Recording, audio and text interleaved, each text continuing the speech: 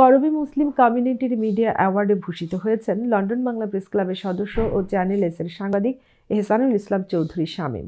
কমিউনিটির বিভিন্ন সমস্যার সাফল্য ও সামাজিক কর্মকাণ্ড গণমাধ্যমে তুলে ধরায় তাকে এই সম্মানে দেয়া হয়েছে। বিস্তারিত জানাচ্ছেন চ্যানেল এস-এর সিনিয়র রিপোর্টার মোহাম্মদ রেজাউল করিম মৃধা।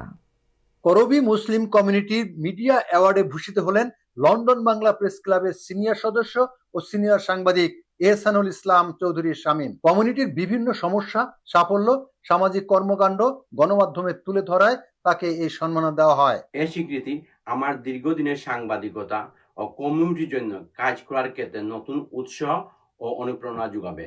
প্রবাসী বাংলাদেশিদের কমিউনিটির সুখ, দুঃখ, সাফল্য ও সম্ভাবনার কথা তুলে ধরে দীর্ঘদিন ধরে সাংবাদিকতা করে আসছেন এহসানুল ইসলাম চৌধুরী শামীম। করবী মুসলিম কমিউনিটির আয়োজনে রোববার অনুষ্ঠিত এই অনাড়ম্বর অনুষ্ঠানে সাংবাদিকতা কমিউনিটির উন্নয়নে বিশেষ অবদানের স্বীকৃতি স্বরূপ তার হাতে তুলে দেওয়া হয় মিডিয়া অ্যাওয়ার্ড। নর্থহ্যাম্পটনশায়ারের deputy lieutenant Mrs Alexander Wells DL আনুষ্ঠানিকভাবে তার হাতে সম্মাননা তুলে দেন। আলহামদুলিল্লাহ, আমরা খুবই আনন্দিত, গর্বিত।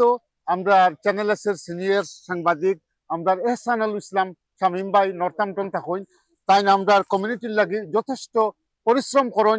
আজকে তান্ডে মিডিয়া লাইনে আমরা মিডিয়া অ্যাওয়ার্ড দিছি করবি সিএম এর পক্ষ থেকে। কমিউনিটির সাংবাদিকতায় এহসানুল ইসলাম চৌধুরী শামীম প্রতিবেদনে উঠে এসেছে প্রবাসীদের নানা সমস্যা, সামাজিক কর্মকাণ্ড, শিক্ষা, ক্রীড়া, ব্যবসা, বাণিজ্য ও সাফল্যের গল্প।